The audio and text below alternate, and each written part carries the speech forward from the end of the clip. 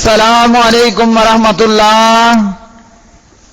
پیارے بھائیوں اور میری معززات ماؤں بہنوں اور بیٹیوں، بلوغ المرام کتاب النکاح باب الطلاق، طلاق کا بیان، سبق نمبر ہے 232۔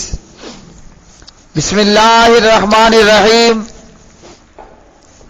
عن محمود بن لبید رضی اللہ تعالی عنہ قال اخبر رسول اللہ صلی اللہ علیہ وسلم عن رجل طلق امرأته ثلاث تطلیقات جميعا فقام غضبان ثم قال أيلعب بكتاب الله وأنا بين أظهركم حتى قام رجل فقال يا رسول الله صلى الله عليه وسلم ألا أقتله؟ رواه النسائي ورواته موثقون۔ محمود بن لبید رضی اللہ تعالی عنہ راوی ہے، فرماتے ہیں کہ نبی کریم علیہ الصلاۃ والسلام کو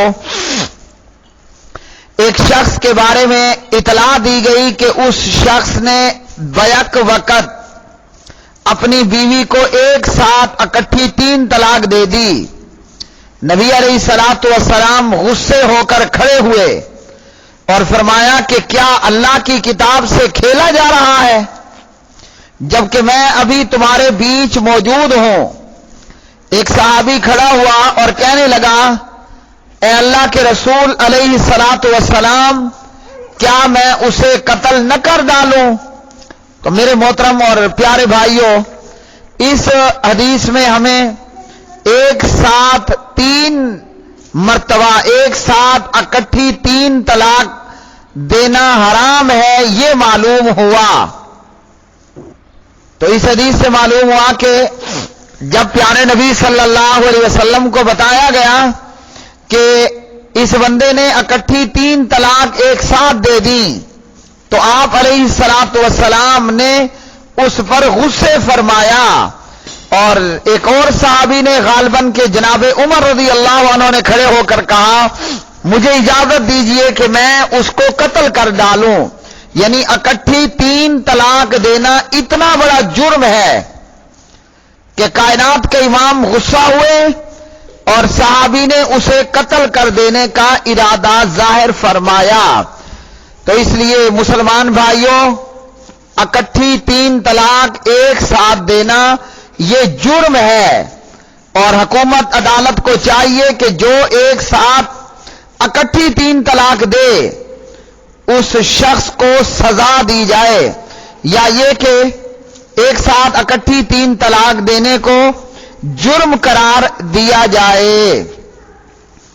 اگلی حدیث، عن عبداللہ ابن عباس رضی اللہ تعالی عنہما قال طلق ابو رکانۃ ام رکانۃ فقال له رسول اللہ صلی اللہ علیہ وسلم راجع امرأتک فقال انی طلقتها 3 قال قد علمت راجعها رواه ابو داود وفي لفظ لأحمد طلق ابو رکانۃ امرأته في مجلس واحد 3 فحزن عليه فقال له رسول الله صلى الله عليه وسلم فإنها واحدة وفي سنده مبن إسحاق وفيه مقال وقد روى ابو داود من وجه آخر احسن منه ان رکانۃ طلق امرأته سہیمۃ البتۃ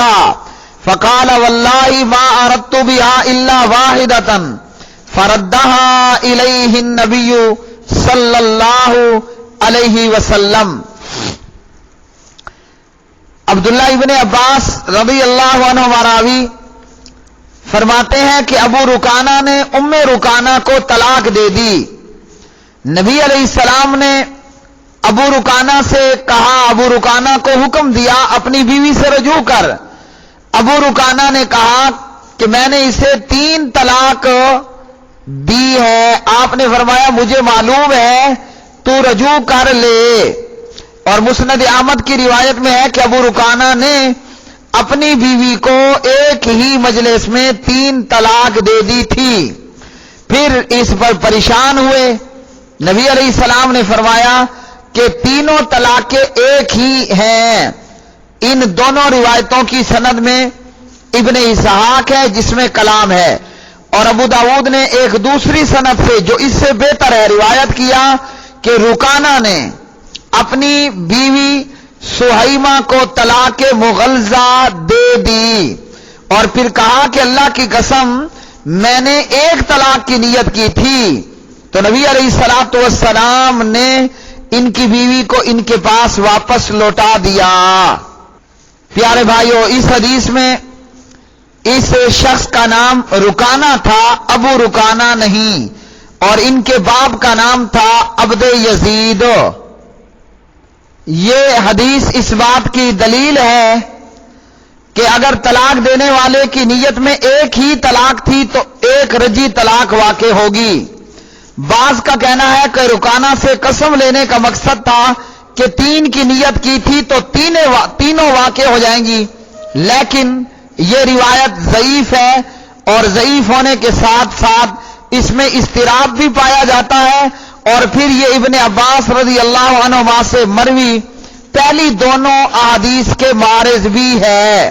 ابن عباس رضی اللہ تعالی عنہ سے جو پہلے احادیث مروی ہوئی، جیسا کہ کانت طلاق علی عہد رسول اللہ صلی اللہ علیہ وسلم و ابی بکر و سنتین من خلافت عمر طلاق الثلاث واحدۃ، لہذا اس سے استدلال نہیں کیا جا سکتا۔ تو اس لیے اگر ایک ساتھ 3 طلاق اکٹھی دی جائے گی تو یہ ایک طلاق واقع ہوگی، صحیح مسلم، اور اسی طرح اکٹھی 3 طلاق ایک ساتھ دینا یہ حرام ہے اور جرم بھی ہے۔ اور صحیح یہی ہے کہ ایک ساتھ اکٹھی 3 طلاق دینے پر ایک طلاق رجی واقع ہوگی، ایک مجلس کی ایک سے زیادہ طلاق ایک ہی ہوگی۔ اور اس میں جو مسند احمد کی روایت ہے کہ 3 طلاق دی ایک ہی مجلس کے اندر، اور پھر اس کے اوپر وہ پشیمان ہوئے، تو نبی علیہ السلام نے فرمایا کہ یہ ایک ہے، یعنی تینوں واقع نہیں ہوئی بلکہ ایک ہی طلاق ہے۔ اور یہ روایت جو ہے وہ درست ہے، اور اس میں محمد بن اسحاق ہے جس میں تدلیس کے علاوہ کوئی اور کمزوری نہیں، اور اس سند میں اس نے سماع کی صراحت کر دی، لہذا تدلیس کا شبہ ختم ہوا اور یہ روایت درست ثابت ہوئی۔ اگلی حدیث، عن ابی ہریرہ رضی اللہ تعالی عنہ قال قال رسول اللہ صلی اللہ علیہ وسلم ثلاث جدهن جد وهزلهن جد، النکاح والطلاق والرجعة، رواہ الاربعۃ الا النسائی وصححہ الحاکم، وفی روایت لابن عدی من وجہ آخر ضعیف الطلاق والعتاق والنکاح، وللحارث بن ابی اسامۃ من حدیث عبادۃ بن صامت رفعہ لا يجوز اللعب فی ثلاث الطلاق والنکاح والعتاق فمن قالہن فقد وجبنا وسندہ ضعیف۔ ابو ہریرہ رضی اللہ تعالی عنہ راوی ہیں، فرماتے ہیں کہ نبی علیہ الصلوۃ والسلام نے فرمایا 3 کام ایسے ہیں کہ ان کا قصد کرنا بھی حقیقت اور ہنسی مذاق سے کہنا بھی حقیقت۔ نمبر 1 نکاح، 2 طلاق اور 3 رجوع۔ اور اسی طرح ابن عدی کی ایک دوسری ضعیف روایت میں طلاق، آزادی اور نکاح، اور اسی طرح 3 چیزوں میں مذاق کرنا جائز نہیں، طلاق، نکاح اور آزادی۔ جو یہ مذکورہ کام مذاق سے بھی کہے گا تو واجب ہو جائیں گے، یعنی حقیقت میں بھی ہو جائیں گے۔ تو پیارے بھائیوں، اس روایت سے، ان روایات سے ہمیں یہ معلوم ہوا، اگر کوئی مذاق میں نکاح کرتا ہے، کہتا ہے میں نے اپنی بیٹی کا نکاح تجھے دیا، وہ کہتا ہے میں نے قبول کیا، گواہ موجود ہیں اور دیگر معاملات، تو یہ مذاق میں بھی ہو تب بھی نکاح ہو جائے گا۔ کوئی مذاق کے اندر، گپ شپ میں، مذاق میں، ڈرامے میں اپنی ہی بیوی کو کہتا ہے کہ میں نے تجھے طلاق دی، تو طلاق ہو جائے گی حقیقت میں۔ اور کوئی بیوی سے حقیقت سے ہٹ کر کہتا ہے میں نے رجوع کیا، رجوع ہو جائے گا، وغیرہ ذالک۔ تو ان احادیث سے ہمیں یہ معلوم ہوا کہ طلاق، نکاح، رجوع وغیرہ کی یہ معاملات، ان میں ہنسی مذاق نہیں کرنا چاہیے۔ کوئی گپ شپ میں یہ کام کرے یا قصدن پختہ ارادے سے کرے، تو دونوں ہی صورتوں میں یہ مذکورہ کام جو ہے وہ واقع ہو جاتے ہیں۔ اگلی حدیث، عن ابی ہریرہ رضی اللہ تعالی عنہ عن النبی صلی اللہ علیہ وسلم قال ان اللہ تعالی تجاوز عن امتی ما حدثت به انفسها ما لم تعلم او تکلم، متفق علیہ۔ حضرت ابو ہریرہ رضی اللہ عنہ راوی، نبی علیہ السلام نے فرمایا اللہ رب العالمین نے میری امت سے ان کے دلوں کے وسوسوں سے درگزر فرمایا جب تک کہ وہ عمل نہ کریں یا زبان سے نہ کہیں۔ تو اس حدیث سے معلوم ہوا کہ اگر دل میں برے خیال آتے ہیں یا کچھ وسوسے آتے ہیں، اللہ نے اس پر نہیں پکڑنا، پکڑ تب ہوگی جب بندہ پریکٹیکل کرے گا، زبان سے کرے یا ہاتھ پاؤں سے کرے۔ اور یاد رکھیے برے وسوسے آئیں تو اس پر اعوذ باللہ من الشیطان الرجیم پڑھ کر بائیں طرف 3 مرتبہ تھوک دینا چاہیے۔ اگلی حدیث، عن ابن عباس رضی اللہ تعالی عنہما عن النبی صلی اللہ علیہ وسلم قال ان اللہ وضع عن امت الخطأ والنسیان وما استکرہوا علیہ، رواہ ابن ماجہ والحاکم وقال ابو حاتم لا یثبت۔